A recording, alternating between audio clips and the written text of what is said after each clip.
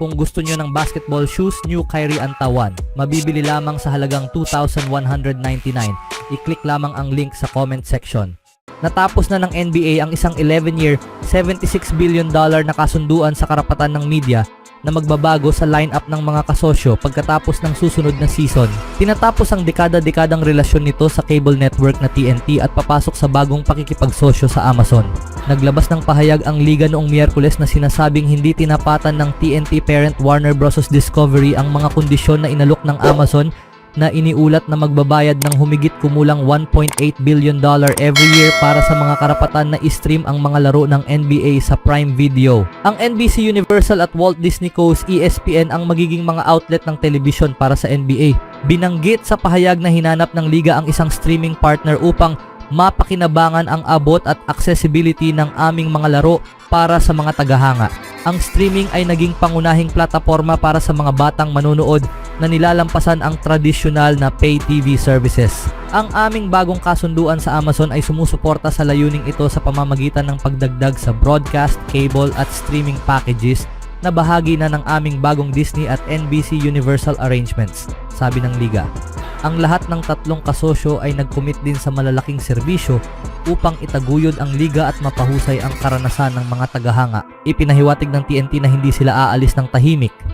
Sa tingin namin ay labis na na-misinterpret ng NBA ang aming mga kontraktwal na karapatan patungkol sa season 2025-26 at lampas pa at gagawa kami ng naangkop na hakbang, sabi ng unit ng Warner Bros. Discovery sa isang pahayag. Ginagawang mas malaking puwersa ng Amazon Prime Video sa negosyo ng TV sports ang kasunduan dahil sa malalim na bulsa nito. Ang Amazon ay isa ng manlalaro sa live sports streaming arena dahil sa Thursday Night Football package nito sa NFL. Ang NBA ay higit na nadoble ang bayarin sa karapatan ng kasalukuyang package nito, isang halimbawa ng kung paano tumaas ang halaga ng live sports leagues sa media landscape na nabago ng streaming video. Ang live sports ay mga kailangan na pag-aari para sa traditional na mga TV network na hindi na ang unang hantungan para sa mga scripted dramas at comedies. Ngunit ang mga tech na kumpanya na pumapasok sa video business ay nais din ng sports upang lumikha ng mas malaking saklaw para sa kanilang mga streaming business. Napagtanto ng mga liga na ang mga streamer ang pangunahing pinagmumulan para sa mga batang tagahanga. Magdadala ang Prime Video ng 66 regular season games at ang NBA Cup, isang mid-season tournament na inilunsad noong nakaraang taon. Makakakuha rin ang streaming service ng NBA's Play-In Tournament kung saan ang mga team na nasa pagitan ng ika-7 at ika-10 rank sa regular season ay maghaharap para sa huling dalawang playoff seeds sa kanilang mga conferences. Magdadala rin ang Amazon Prime Video ng 30 WNBA games bawat season. Magbabayad ang Comcast ng $2.5 billion para sa package nito na kinabibilangan ng 100 regular season games. Kasama sa deal ang 50 games para sa streaming platform nitong Peacock, isang pagpapalakas para sa serbisyong may 30 milyong subscribers na nahuhuli kumpara sa mga kakompetensyang tulad ng Netflix, Max at Paramount. Magkakaroon ng national game ang NBC tuwing Linggo ng gabi, kasunod ng NFL playoffs at regional coverage tuwing Martes ng gabi. Magkakaroon din ito ng eksklusibong karapatan sa unang round ng NBA playoffs at magkakaroon ng conference finals kada 2 taon simula sa season 2025-26. Sasakupin din ng NBC ang NBA All-Star Game mula sa TNT. Ibabalik ng network ang Round Ball Rock na theme ni John Tesh na ginamit noong huling may karapatan sila sa liga. Makakakuha rin ang NBC Universal ng 50 WNBA games na ipapakita sa NBC, Cable Network USA at Peacock.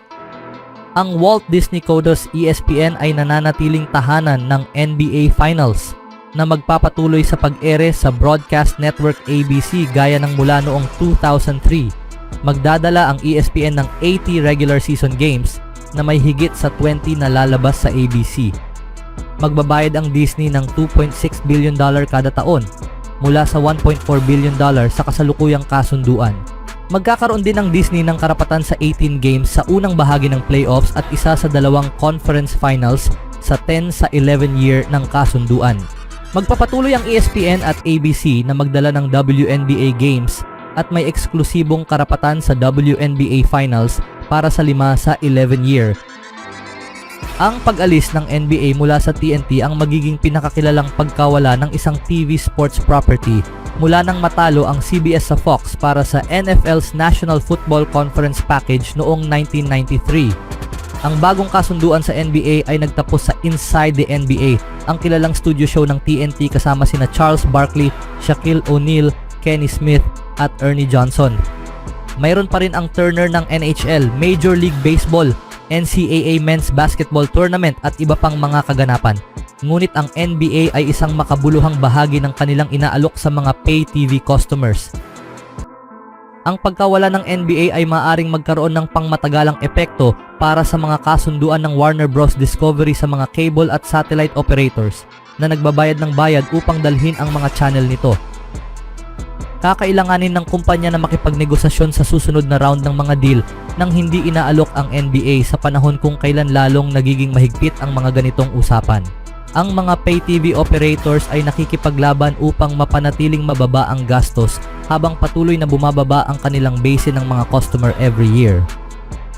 Sa ibang balita naman mga kaibigan, ibinahagi ni Steph Curry ang isang espesyal na sandali kasama ang isang tagahanga sa London habang tinatapos ng Team USA Men's Basketball ang kanilang huling paghahanda para sa 2024 Paris Olympics. Ang superstar ng Warriors ay huminto sa isang Nike store sa London at nagkaroon ng makabagbag damdaming sandali kasama ang isang tagahanga na bumibili ng kanyang jersey. Habang hawak ng isang tagahanga ang number 30 Warriors jersey, walang kahirap-hirap na lumapit ang NBA superstar at sinabi, "Gusto mo ba yang jersey?" sa isang mapaglarong tono. Ang nagulat na tagahanga ay tumugon ng buong sigla at sa kalaunan ay nilagdaan ni Curry ang jersey. Nasa London si Curry at ang natitirang bahagi ng Team USA para sa ilang exhibition matches bago ang opisyal na pagsisimula ng Olympic Basketball Tournament sa July 27. Kasama ang dating kakampi sa Warriors na si Kevin Durant at ang matagal ng karibal na si LeBron James, si Curry at ang Team USA ay puno ng di kapani-paniwalang dami ng talento at sila ang paborito upang makuha ang gintong medalya sa Paris. Ito ang unang Olympics para sa 36-year-old na si Curry at ang gintong medalya ang tanging kulang sa kanyang collection ng trophy na may 4 na NBA titles, 2 NBA MVPs at isang NBA Finals MVP. Si Curry at ang Team USA ay nakatakdang humarap kay Nikola Jokic at ang Serbia sa unang group stage game sa July 28 sa Bercy Arena sa puso ng Paris. Dumating na ang men's basketball team ng Estados Unidos sa Paris para sa 2024 Olympics. Isang video nina LeBron James, Stephen Curry at iba pang miyembro ng star-studded roster ang lumitaw noong Miyerkules na nagpapakita ng kanilang pagdating sa host city. Ang pagdating sa Paris bago ang opening ceremony sa Sabado ay mahalaga dahil si James ang napiling maging flag bearer ng kalalakihan para sa mga American. Inanunsyo noong Miyerkules na ang tennis star na si Coco Gauff ang magiging flag bearer ng kababaihan. Tulad ng halos palaging kaso para sa mga American sa men's basketball, anumang mas mababa sa gintong medalya ay magiging isang kabiguan. Marahil ang pinakamalaking tanong para sa red, white and blue sa pagpasok sa Olympics ay ang status ni Durant habang siya ay nakikipaglaban sa isang calf injury.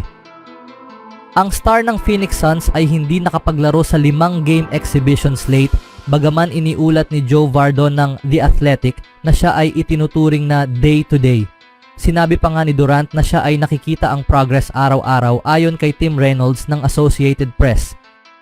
Habang pinalitan ng Team USA ang nasugatang si Kawhi Leonard kay Derrick White, sinabi ni Kerr sa mga reporter na walang pag-iisip na palitan si Durant.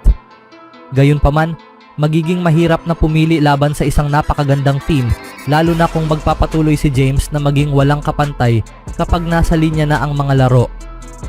Ano ang masasabi niyo mga kaibigan?